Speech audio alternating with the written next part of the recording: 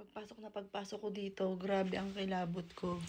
Sabi ko nga po, Joelyn, na andito ka ano. Ayun, hanggang sa ngayon, nagpalit kasi ako, nilagyan ko kasi ng tubig para nakikleanse daw po dito sa loob pag po may tubig. Yung mga negative energy, nahihigo po ng tubig. Sobrang kilabot ko. Sabi ko, anak, na andito ka. Unang ginawa ko po kanina, nagsindi na po ako ng kandila sa Mahal na Birhen. Tapos, kagabi bago ako matulog, pinanonood ko yung mga TikTok niya.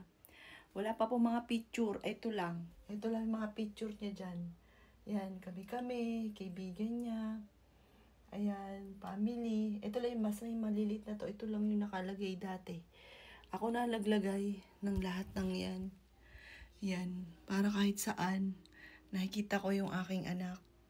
May yung mister ko, siya daw sobrang nalulungkot pag nakikita niya si Joelyn. Ay sa akin naman po mga bossing ko, gusto ko lagi siya nakikita. Parang dumami pa nga po siya ni Joelyn Hindi nawala, bawat sulok. May mga picture po siya kahit sa kabilang bahay. Ayun nga po itong bahay na ito mga bossing ko ay hinuhulugan ko sa nanay. Ay konting-konting matapos na lamang. Pero sabi ng nanay, unahin mo na yung kay Joelyn. Yun nga po sa sementeryo. Ay sabi ko pinangako ko kasi kay Joelyn na kanya ito kaya kailangan kong tapusin. Magiging masaya rin po siya kapag tinapos ko po ito. Ayan. Dito po sa kwartong to, wala po natutulog. Binubuksan ko lang po ito tuwing umaga. Binubuksan ng ilaw sa gabi. Yun po. Pero wala, dito pwedeng, tsaka yung mga gamit po niya. Kasi nagtitinda po yan kaya marami rin po siyang mga gamit. Ayan, at saka yung pong, po niya, mga damit po niya, nagla-live selling po yan. Kaya po siya ganyan, madami po. Pero yung kanya dyan, bihira lang. Pinagsama-sama ko lamang po yung mga naka-plastic na mga binili niya, tinitinda niya, na nag-repack pa nga po yan ng mga lipstick. Ayun nga po mga boss, sa pagtulong po niya sa boyfriend po niya, nagtitinda po siya ng mga pasalubong. Hindi ko po alam po yun. Ang dami po yung mga tinitinda. Inaalok niya sa mga kakilala namin. Na nagulat na lang ako na nagtitinda si Joelyn ng ganito. Oh, nagtitinda, hindi ko alam yun. Ayun po, para makatulong po siya. Ganun po si Joelyn. Kaya ang dami pong nagmamahal po sa kanya, yung mga nag-text po sa kanya na wala akong alam sa ginagawa ng anak ko. Nasabi po niya, napakabait daw po ni Joelyn. Nung siya daw po ay nakapila para kumain, kulang po yung baon po niya kasi working student po siya. Si Joelyn po yung nasa kasunod po niya. Si Joelyn daw po ang nagbayad ng kinain po niya. Tapos, namimigay din po yan ng mga make-up. Yan.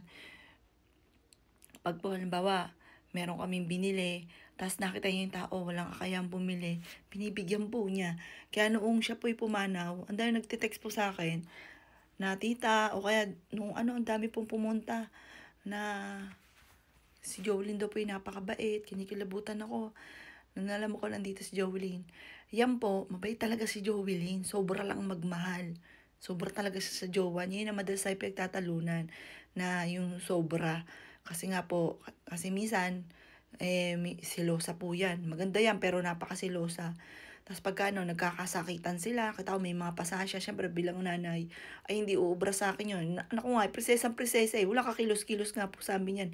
Tapos makita ko may mga pasa, yung ganun. Kaya dati, nakaranas din kami na pinabarangay ko, yung mga ganun.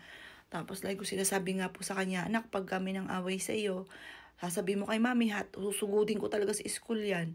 Kaya yung ngayon, yung mga screenshot po niya na isa rin po siya sa mga nabully sa school.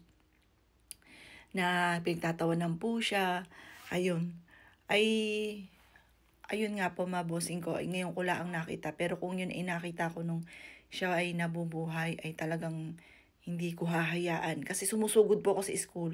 Sinabihan nga po ako ng teacher. Sabi sa ng teacher, mami, ikaw ay nasa tama, alam ko. Pero baka ikaw ay mapalagay sa mali. Kasi nga po, talagang sinusugod ko po siya kapag po Kaya siguro natakot din yung anak ko na nanunugod talaga ako sa school mga bossing. Yung isang beses nga bata pa, elementary, parang hindi inaasahan na siya po'y naitulak sa hagdan. Ay, first time meron siyang andito, peklat. Ay, sinugod ko, gusto ko rin ihulog. Yung mga ganun ba? Siyempre, gusto mo ipagtanggol yung anak mo. Kaya, sobrang sakit mga bossing.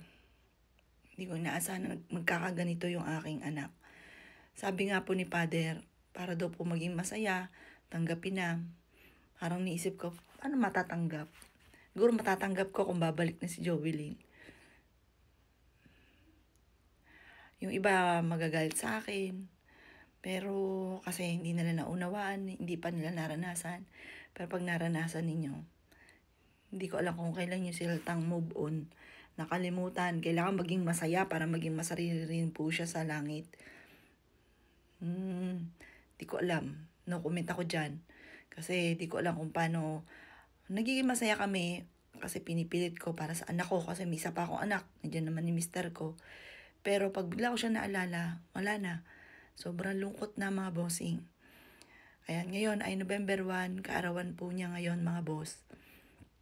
Sobrang sakit.